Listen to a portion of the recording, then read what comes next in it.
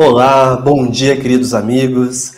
Sejam todos muito bem-vindos ao 7º episódio do projeto Setembro o Ano Todo, cuidando da saúde mental e espiritual, uma iniciativa do Centro Espírita Bezerra de Menezes, Amor e Caridade. Nossa mente funciona de maneira diversas e fascinantes.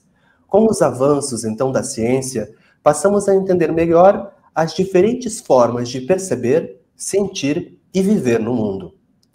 Entre essas descobertas está, então, o transtorno do espectro autista, um tema que por muito tempo foi cercado de estigmas e incompreensões, mas que hoje desperta, então, olhares mais atentos da medicina, da psicologia, da educação e também da espiritualidade.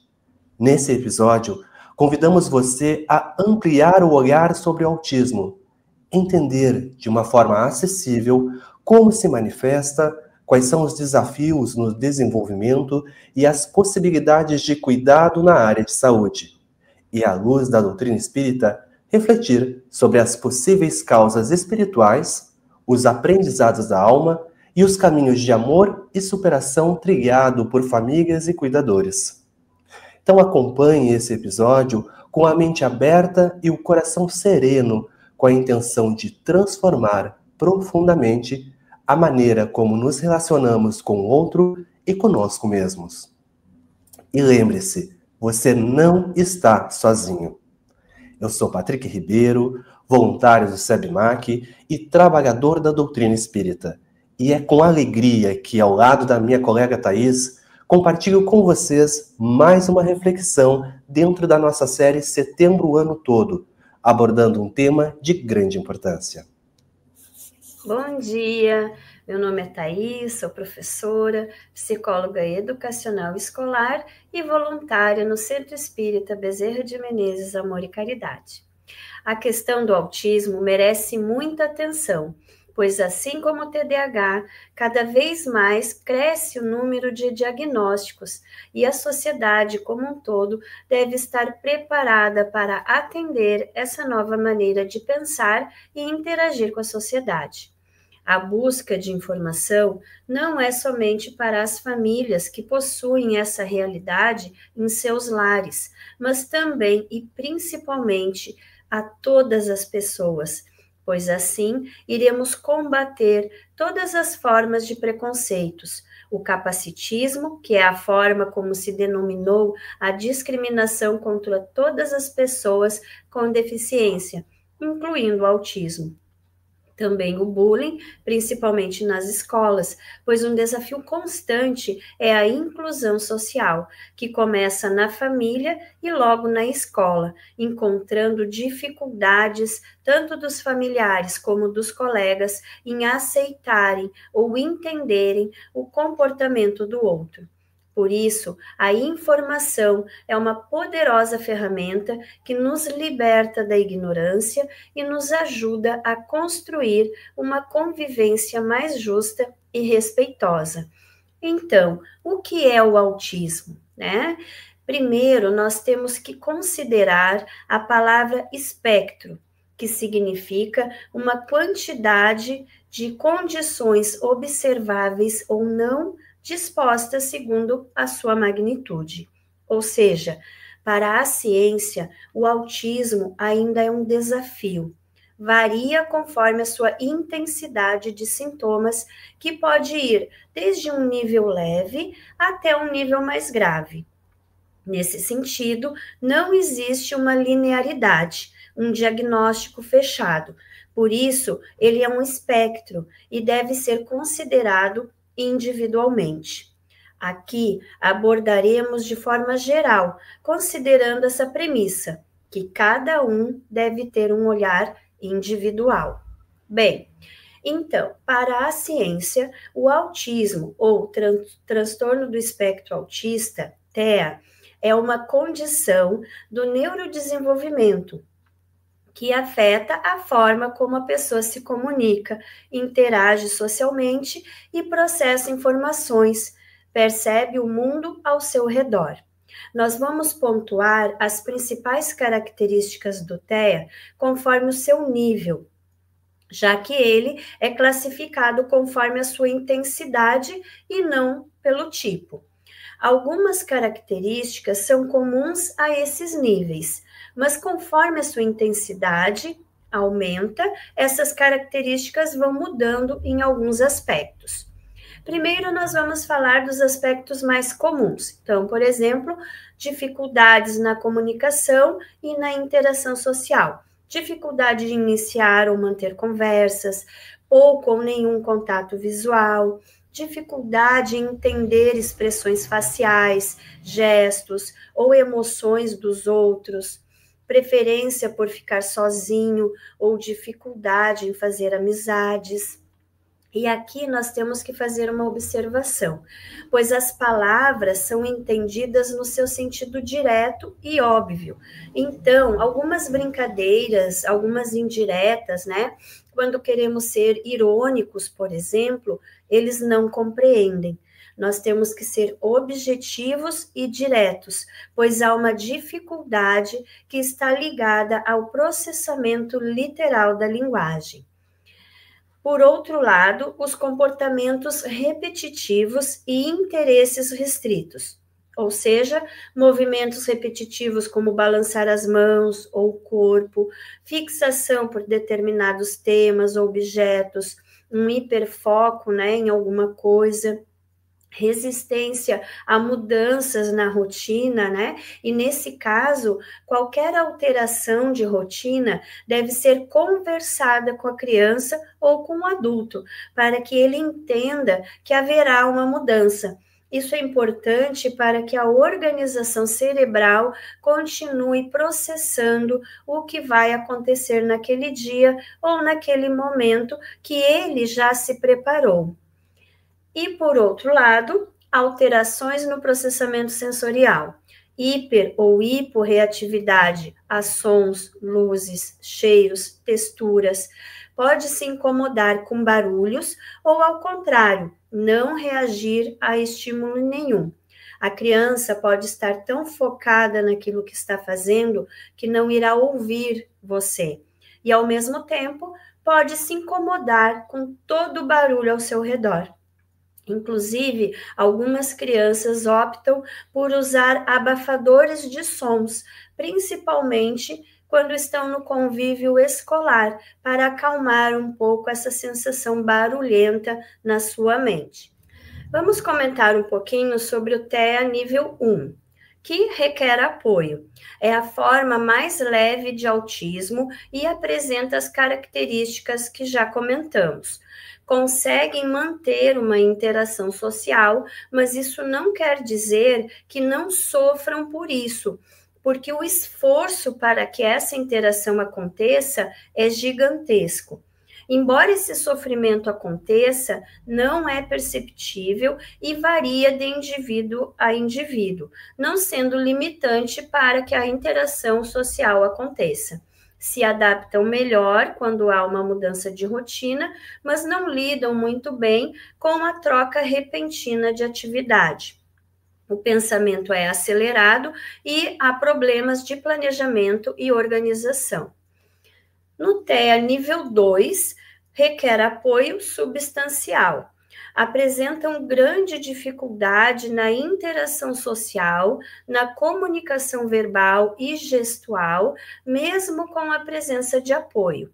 São inflexíveis no comportamento, possuem maior dificuldade na mudança de rotina, sofrem para modificar o foco das suas ações. Nesse nível, podem apresentar um certo grau de agressividade, que inclui tanto autolesão como agressão a outras pessoas. Essa agressividade pode ser desde birra, gritos, tapas, até a mordidas e chutes. No TEA nível 3, requer apoio muito substancial. É considerado por muitos como autismo severo. A palavra severo reforça o lado negativo, reforçando o preconceito e rotulando a pessoa com esse diagnóstico. Nesse nível, há um prejuízo grave na comunicação verbal e não verbal, e também nos movimentos repetitivos. A ausência ou desenvolvimento da fala acontece até os 2 anos de idade. Sensibilidade ao toque ou preferência por menor contato físico, dificuldade para realizar tarefas de rotina é visível. Ainda possuem dificuldades nas atividades fisiológicas, mesmo com apoio. São completamente inflexíveis às mudanças de rotina, gerando crises de ansiedade e estresse. O comportamento autolesivo e agressivo também aparece. Precisam de muito apoio, principalmente profissional e multidisciplinar. Vale ressaltar também que, além dessas características, em alguns casos diagnosticados, existe a possibilidade das altas habilidades. Alta habilidade é um potencial elevado em uma ou mais áreas do conhecimento, que pode ser intelectual, acadêmica, psicomotora, de liderança ou até mesmo artística. Possuem grande curiosidade, facilidade de aprendizagem, memória acima da média, raciocínio lógico e criatividade potencializados. Nesse caso, devemos ter o cuidado para estimular, dar a oportunidade de desenvolver essa habilidade. Outra característica é referir-se a si mesmo na terceira pessoa. Não é uma regra geral, mas é importante para o esclarecimento espiritual que veremos mais adiante. Então, quais são aí as causas do autismo? As causas, elas são complexas, multifatoriais e ainda não totalmente compreendidas. Elas envolvem uma interação entre fatores genéticos, neurológicos e possivelmente ambientais. Causas, então, genéticas. A genética, ela desempenha um papel central no desenvolvimento do autismo. E estudos recentes identificaram 134 novos genes ligados ao TEA. E apesar de genéticos, nem sempre será hereditário. Mesmo assim, as estimativas de hereditariedade podem variar de 37% a mais de 90%. Causas neurológicas.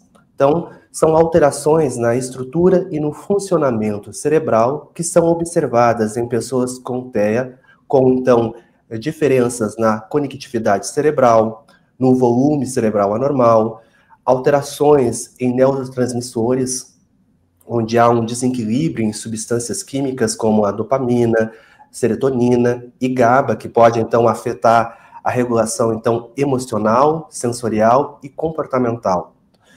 Anormalidades também em regiões específicas, como no córtex pré-frontal, amígdalas, no hipocampo e no cerebelo, que estão, então, ligados aí à socialização, à linguagem e ao controle motor. Aspectos ainda, então, não totalmente compreendidos. Então, apesar dos avanços, muitos aspectos do autismo permanecem obscuros. São eles: a interação gene-ambiente. Então, ainda não se sabe exatamente como fatores ambientais, como infecções durante a gestação, a exposição a poluentes ou medicamentos, interagem aí com a predisposição genética para causar a TEA. Também tem a variabilidade individual. Então, o aspecto autista ele é extremamente amplo, o que dificulta, então, a identificação de um mecanismo único ou uniforme de causa. Tem o desenvolvimento pré-natal, que há fortes indicações de que o autismo se origina durante o desenvolvimento fetal, mas os eventos, então, biológicos exatos ainda são alvos de pesquisas. Também tem a deficiência de vitamina D ou de ácido fólico. E pesquisadores da Universidade de Newport, na Austrália, conseguiram, então, observar altos níveis de bisfenol A, que é um produto aí derivado do plástico, e o estudo não estabelece nenhuma relação direta do plástico como a causa do autismo, mas sugeriu, então, que o bisfenol A tenha, então, interferência nos níveis de estrogênio nos fetos masculinos, que, por sua vez, podem, então, aí aumentar as chances de desenvolvimento do TEA. Então, como vimos, O autismo resulta de uma combinação complexa de fatores genéticos e neurológicos, como aí possíveis influências ambientais.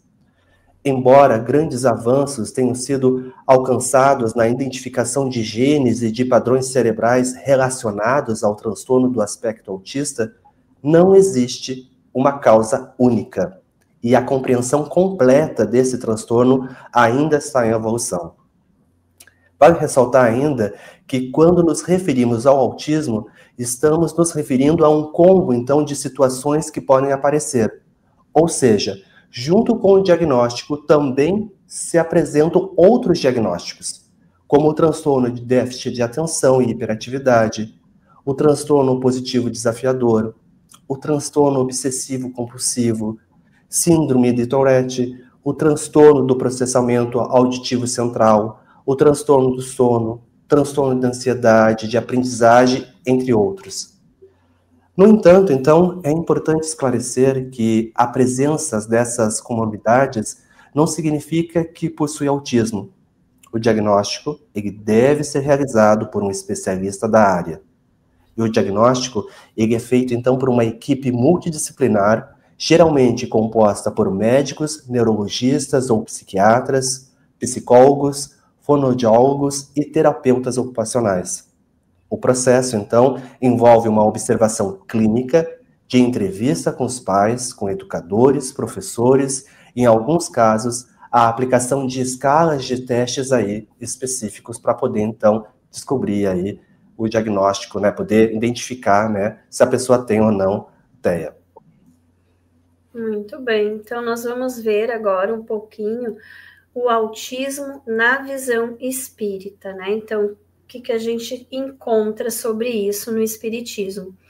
O autor espiritual Hermínio Miranda cita no seu livro Autismo, uma leitura espiritual, que a doutora Ellen Van Bach admite conotações kármicas no autismo e sugeriu, ainda na década de 70, que o autismo poderia sinalizar uma rejeição à reencarnação, ou seja, a uma nova existência terrena. O autor ainda discorre dizendo que a pessoa que ali está, naquele corpo físico, recusa-se a executar qualquer programação que o leve a ser aprisionado pelas rotinas da vida material. Assim, essa condição está associada com a dependência da aceitação do ser humano como entidade espiritual pré-existente, sobrevivente e reencarnante. Espiritualmente falando, a pessoa é autista não porque tem o cérebro danificado, mas sim tem o cérebro danificado porque não quis ou não conseguiu transmitir a ele, no período crítico da formação, os comandos mentais necessários ao seu correto desenvolvimento. Esses comandos não são gerados pelo cérebro, eles apenas transitam pelos seus circuitos. Os impulsos, né, que os suscitam provêm do espírito acoplado àquele corpo físico. Então, há nos bastidores, né, desse processo, uma vontade específica da qual o corpo não é mais do que um instrumento executivo. Essa vontade específica é a de não reencarnar. Nesse período formativo, né, se alguma fase de desenvolvimento for omitida, o sistema sofrerá as consequências, criando uma disfunção no ponto afetado, que nesse caso é o neurológico. A causa primária seria uma disfunção comportamental em algum ponto da trajetória da entidade espiritual no passado recente ou mais distante, que se projeta como elemento perturbador no processo de elaboração do corpo físico para um novo ciclo de experiências terrenas. Nesse sentido, se a falta é grave e o faltoso não está ainda, né, nem mesmo predisposto a assumir a responsabilidade, né, consequente e reparar o dano cometido, não há como ajudá-lo.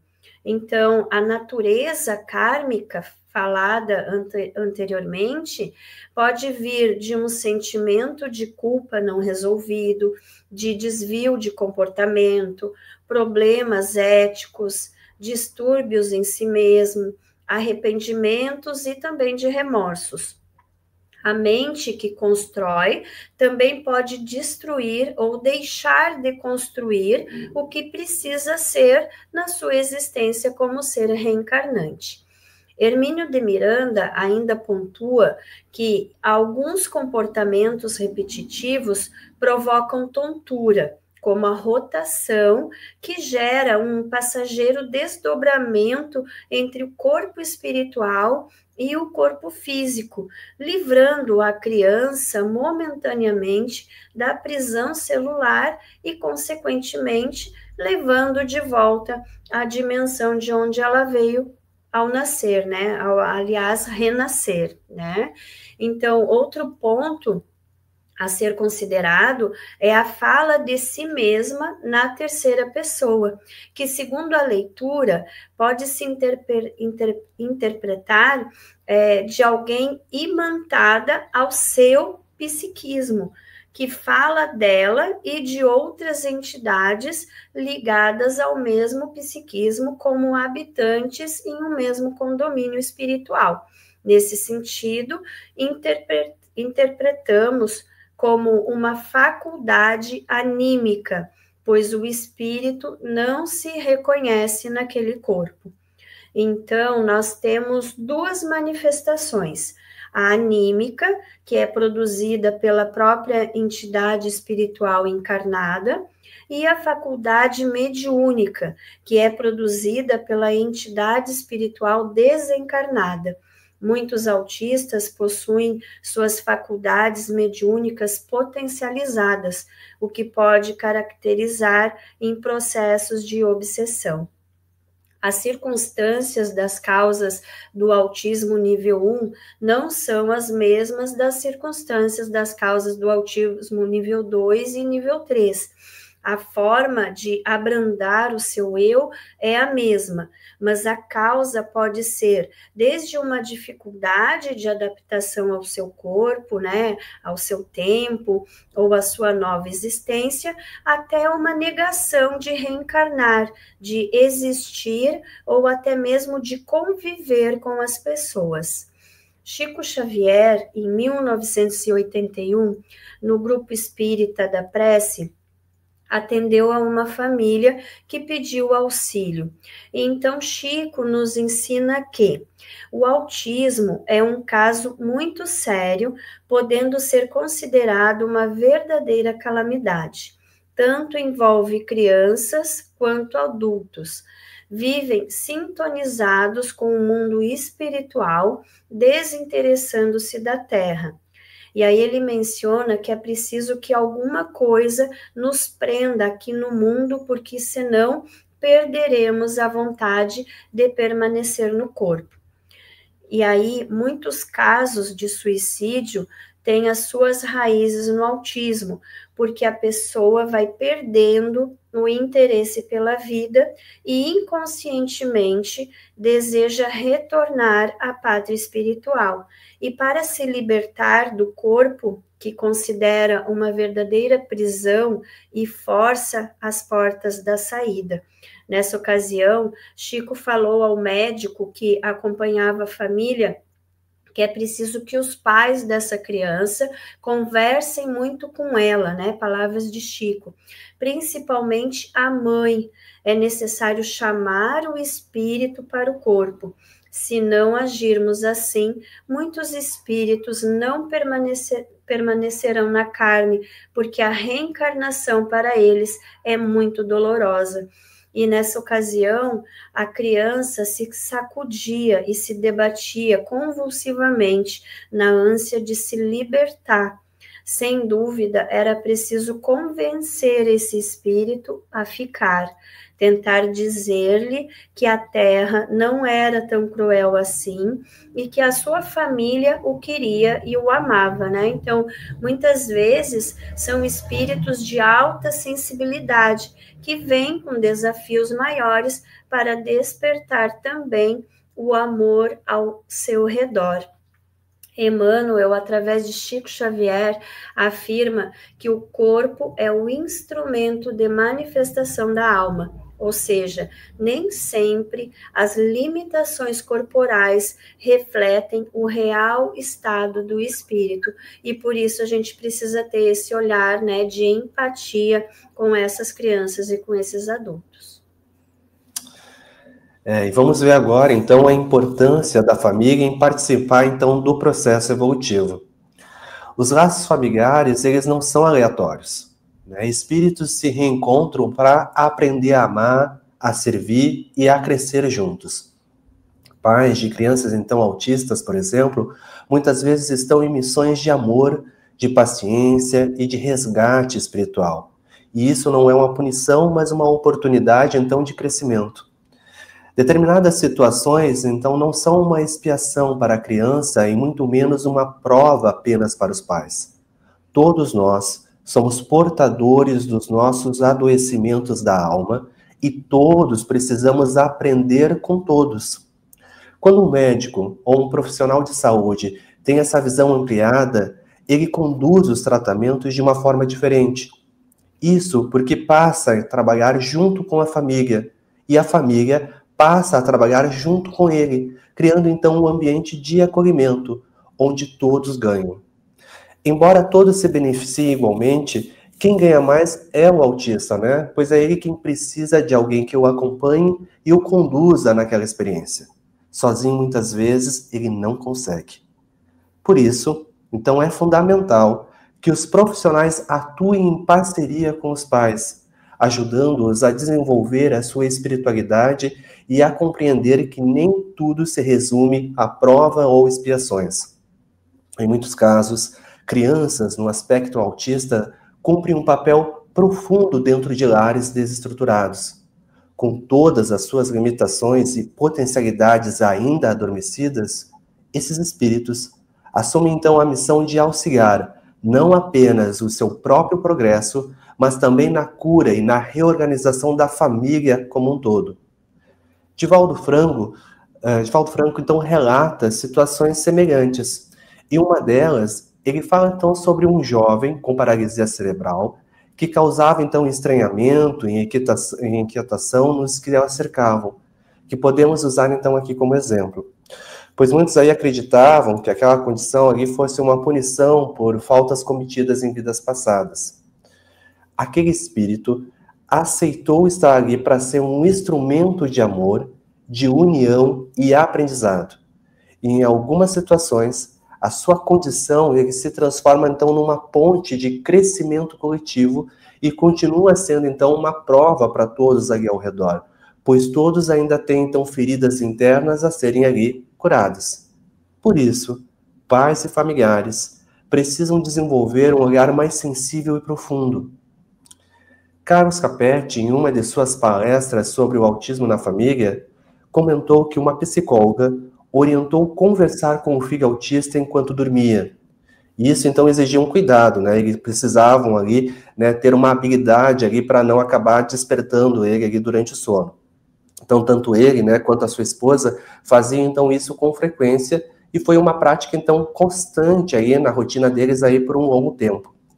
E essa experiência, então, ela vai ao encontro do que mencionamos anteriormente sobre a orientação de Chico Xavier, que também recomendava, então, um diálogo afetuoso com os filhos durante o sono, momento, então, em que o espírito está aí mais receptivo, então, às mensagens do coração.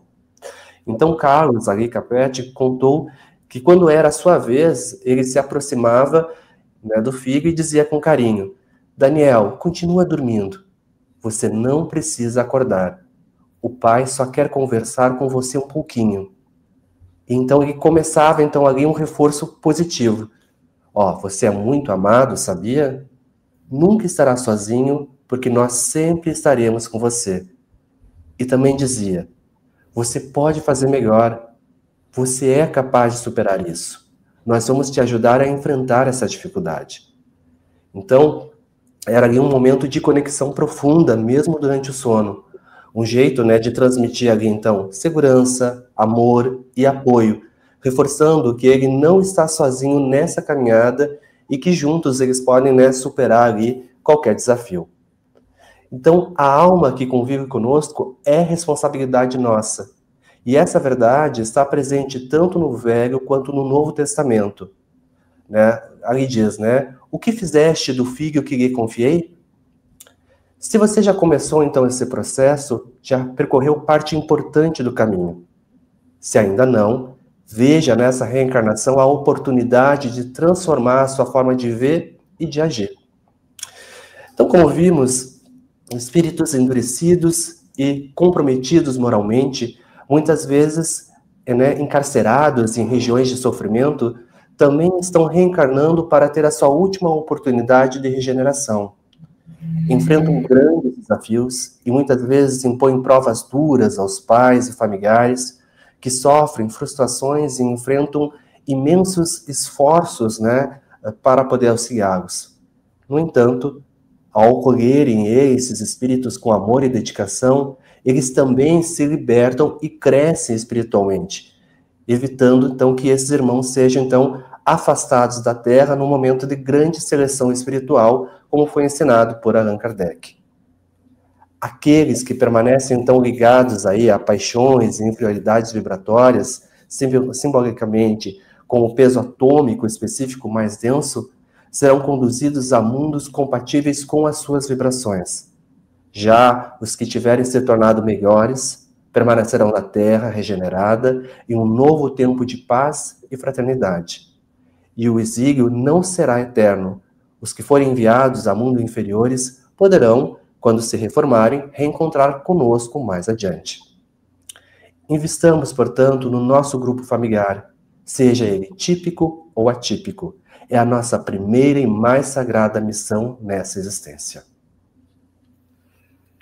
Muito bem. Encerramos, então, mais um episódio do nosso projeto Setembro o Ano Todo, com a alma envolvida em gratidão e luz, agradecendo sinceramente pela presença amorosa de cada um de vocês, pelos comentários fraternos, pelas curtidas generosas e por cada energia de carinho compartilhada. Que as reflexões aqui semeadas encontrem solo fértil em nossos corações, despertando a consciência para a grandeza de cada espírito, que é, em si, um mundo a ser descoberto com amor e respeito.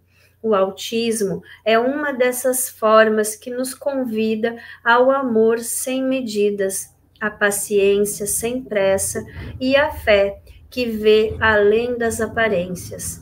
Que sejamos instrumentos de Jesus, pontes de luz e acolhimento, estendendo as mãos e os corações àqueles que caminham conosco, em qualquer condição ou circunstância. Que o conhecimento aliado à espiritualidade continue sendo farol a guiar os nossos passos. Até o próximo encontro, com as bênçãos de Deus e o amparo amoroso dos amigos espirituais. E lembre-se sempre, você nunca está sozinho. E faço então um apelo aí a todos que estão assistindo. Busquem informação, busquem um olhar de empatia. As pessoas romantizam os diagnósticos de TEA, mas só quem passa por isso sabe realmente o que se sente. Então não julgue, não comente, seja caridoso. Por outro lado, se você perceber que não está conseguindo sozinho, busque ajuda. Aproveitamos então para convidar você a revisar aí os episódios anteriores da nossa série mensal, onde cada reflexão sobre uma doença mental à luz do Espiritismo foi preparada com muito carinho e propósito. Se ainda não fez, aproveite então esse momento para assistir, curta, comente, compartilhe com aqueles que possam se beneficiar dessas mensagens e inscreva-se em nosso canal. Assim, seguimos juntos, então, de mãos dadas nessa jornada de cuidado, luz e de transformação interior. A seguir, deixamos aí uma meditação guiada intitulada Luz Interior e Calma para o Coração. O autismo, à luz da doutrina espírita, é um convite sagrado à empatia e à entrega amorosa e à elevação do olhar. Não se trata de imperfeição, mas de uma experiência reencarnatória profundamente rica, em que o espírito busca aprender, reparar e crescer. Para os que convivem com esse desafio, é também uma oportunidade de exercitar a caridade, a renúncia e o amor que tudo suporta. Que jamais nos falte a fé para compreender e a coragem para amar. Recebam um abraço fraterno e que os bons espíritos sigam iluminando os seus lares e corações. Até o próximo vídeo, na paz e na luz de Jesus. Que assim seja.